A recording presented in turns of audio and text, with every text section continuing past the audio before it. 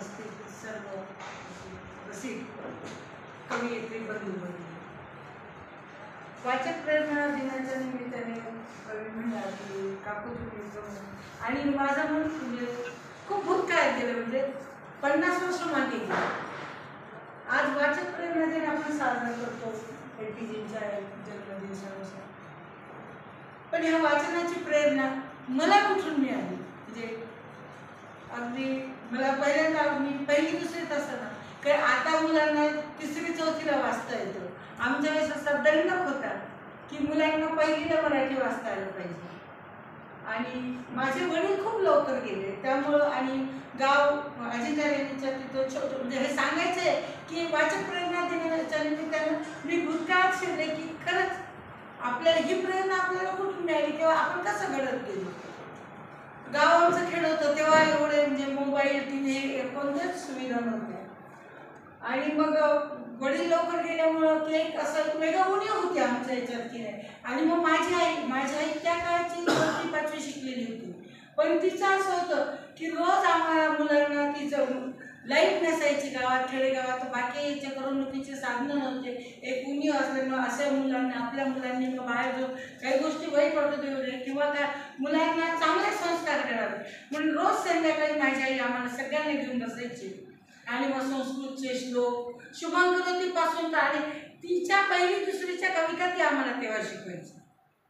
आणि मग तो नकळत एक संस्कार असा घडत गेला वाचनाचा. आणि मी दुसरीत होते, शाळेत आम्हाला शिकवायचे, घरी पण माझी आई तरी देखील आम्हाला धडा होता दुसरीला, न्यूटनने शेगडी पेटवली. पण मला म्हणजे मी अगदी नुकतीच वाचायला लागले होते, दुसरीत 6-7 वर्षाचं वय असेल. आणि ते वाचता वाचता सहज माझ्या तोंडातून किंवा चुकून मला ते शब्द कळाले. मी म्हटलं न्यूटनने शेगडी पेटवली. आणि मी सगळ्यात लहान असल्यामुळे माझी सगळी भावना मला हसली. आणि 8 दिवस मला घरात सगळेजण चिडवत होते की हिने चुकीचं वाचलं. मग ते सगळे मला सारखे चिडवायचे, न्यूटनने शेगडी पेटवली. मग मला इतका राग यायचा, मला वाटायचं मी तर चुकून. पण मी जेव्हा खूप राग आला चिडले, माझ्या आईने मला खूप माझी आई म्हणली तू चिडण्यापेक्षा तू असं का करत नाही म्हणे की तू शुद्ध वाचायला शिक ना. तू जर शुद्ध वाचायला शिकलीस तर नक्कीच तुला कोणी हसणार नाही.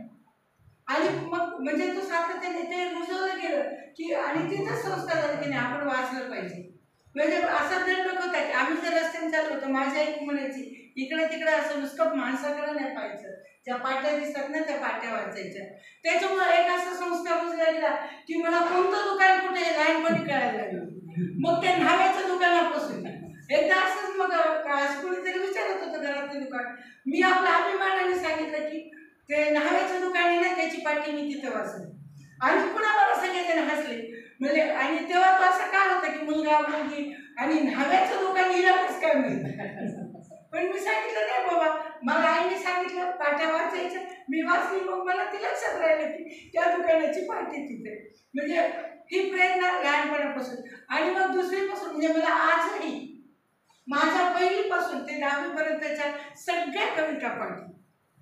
म्हणजे पहिलीला असली या बाई या बकुळीच्या झाडाखाली फुलं जेव्हा पेचल्या, तर दुसरीला सहाबाई सू बेलाच्या झाडाखाली पहाऱ्यावा तू, तिसरीला असलेली खबरदार काच मारून जाल पुढे चिंदड्या उडविने राई राई ही शिवाजी महाराजांची कविता. 5वीला राजा सई मिळाली सौख्य कधी मिळाली ती सर्व प्राप्त झाली या झोपडीत माझ्या, महाली मऊ बिछाणे कंदील श्याम झाली आम्हा जमीन माने या झोपडीत माझ्या.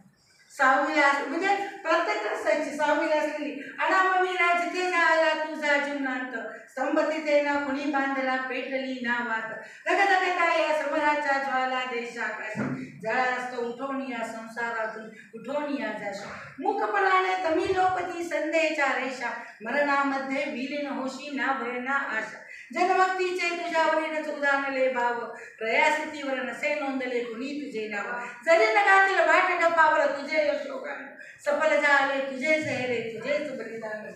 तर 7वीला असलेली रंग रंगुल्या सांग सांगल्या गवत फुला रे गवत फुला कसा कसा रे तुझा मुला लागला सांग तुझा रे तुझा जरा मित्रासंगे माळावरती पतंग उडवीत असताना तुला पाहिले गवतावरती झुलता झुलता असताना विसरून गेलो पतंग नदीचा विसरून गेलो मित्राला पाहुणे तुझं हरपून गेलो अशा तुझ्या रे रंगता हिरवी नाजूक रेशीम पाती दोन बाजूला सरसरती निरनिरोगी एक पाकळी पराग पिवळे झळमळते तरी पुन्हा बोजिरवाणी लाल पाकळी फुलती रे उन्हामध्ये हे रंग पाहता बाण हरपून गेले पहाट वेळी आभाळ येते लहान मुली तुझ्यावणी तुला बरं इथे निळ्या करांनी दोन मोत्याच्या कळी तर आठवतात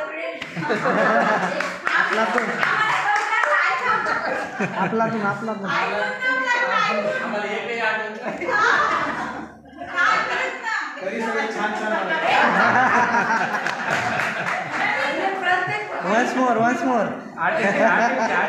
पुढची आठवीची राहिली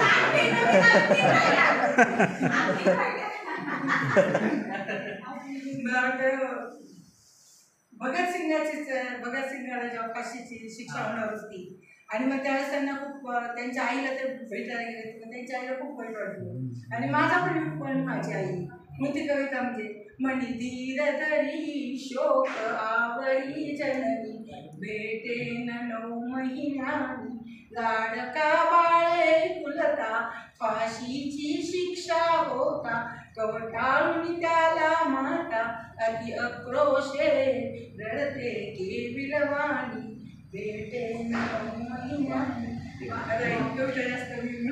मला पण खूप वाईट वाटतं कारण भगत सिंग ते म्हणजे काही काही अशा म्हणजे आमच्या वेळेसच्या कविता पण खूप छान होत्या आणि त्याला एक रिदम होता बिना कपाशी नवले त्याले बोंड म्हणून नये कशाले काय म्हणून नये बहिणाबाईची कविता तुकारामाची वृक्षवल्ली आम्हा सोयरे मनचली अशा प्रत्येक वर्गाच्या आणि मग हे वाचन म्हणजे ह्या कविता वाचण्याने किंवा या संध्याकाळच्या काही आता ज्याला त्यांनी मोबाईलच्या याचं सांगितलं तेव्हा मोबाईल काहीच नव्हतं मग संध्याकाळी असा दंडक होता की प्रत्येकाने का आपल्या पुस्तकात असलेल्या कविता सगळ्यांनी रोज म्हणून दाखवायचं त्यामुळं भावांच्या कविता आणि आमच्या कविता सगळ्या कविता आम्हाला पाठ होत गेल्या आणि त्यातून आम्ही घडत गेलो या वाचन प्रेरणा म्हणजे आताचं हे करतंय की मुलांच्या वाचनाचा वेळ कमी झालं पण मी अजूनच तुम्हाला सगळ्यांना सांगते की सरांचा मुलगा देखील आमच्या घरात म्हणजे मी सांगू का माहेरी समृद्ध वातावरण आणि मुलींचं कसं असतं माहेरी सासरी तितकंच वातावरण तसं